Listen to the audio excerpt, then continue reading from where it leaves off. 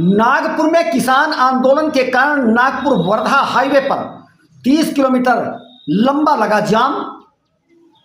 मुंबई उच्च न्यायालय की नागपुर खंडपीठ ने आदेश एवं सरकार की ओर से भेजे गए मंत्रियों की चर्चा के बाद आंदोलनकारी गुरुवार को मुंबई आकर मुख्यमंत्री से चर्चा करने को तैयार हो गए। आंदोलनकारियों ने धमकी दी है कि यदि वार्ता सार्थक न हुई तो सड़क और रेल मार्ग भी रोके जाएंगे।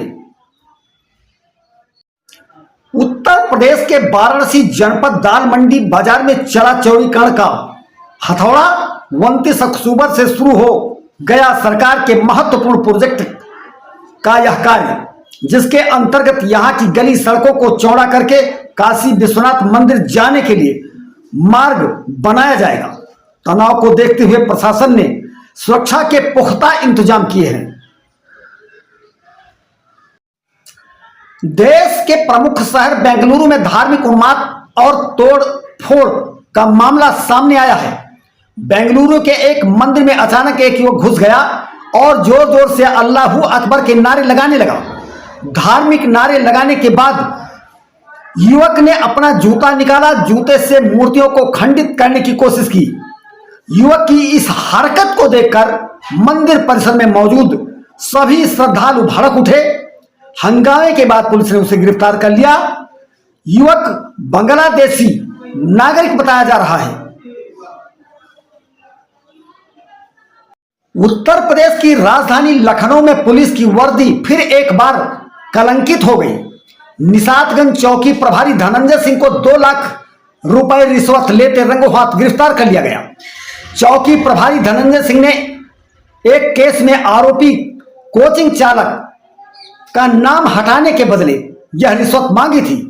दरोगा ने तेवर दिखाने की कोशिश की, लेकिन एक भी नहीं चली।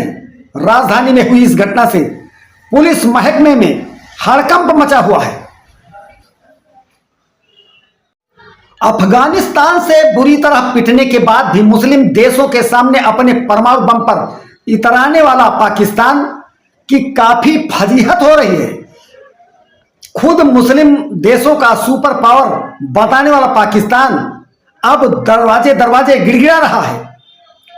उनके मंत्री व शहनवाज हुसैन स्वयं मामले को निपटाने के लिए कुंडी खटखटा रहे हैं।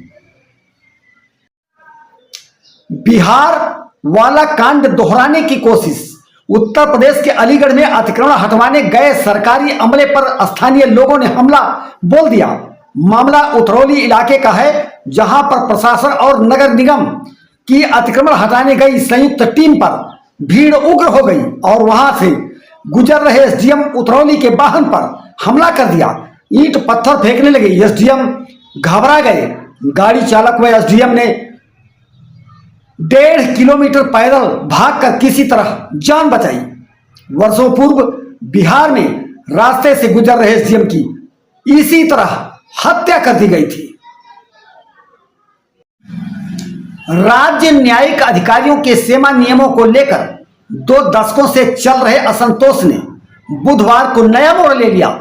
इलाहाबाद हाई कोर्ट ने सुप्रीम कोर्ट से कहा कि उसे इस मामले में हस्तक्षेप करने का रुख अपनाना चाहिए। हाई कोर्ट ने कहा, जिला न्यायालय पालिका पर अनुच्छेद 227(1) के तहत निगरानी का अधिकार हाई कोर्ट के पास है, इसलिए सेवा नियमों का ढांचा तैयार करने का काम भी हाई कोर्ट को करना चाहिए।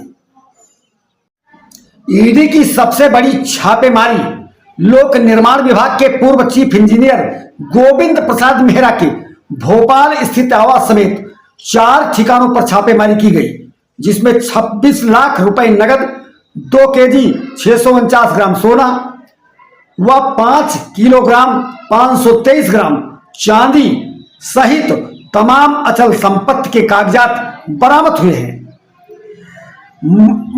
मणिपुरम कॉलोनी बंगला से 8,79,000 रुपए नगद, लगभग 50 लाख के सोने चांदी के आभूषण, 56 लाख की एफडी, 60 लाख का अन्य सामान भी बरामद हुआ है। तनाव के इस माहौल में हर देश अपनी सेना को मजबूत बनाने के लिए प्रयत्न कर रहा है। भारत भी पीछे नहीं है। भारत के पास दुनिया की चौथी शक्तिशाली सेना है। अब हमारे देश की सेना की ताकत और भी बढ़ने वाली है।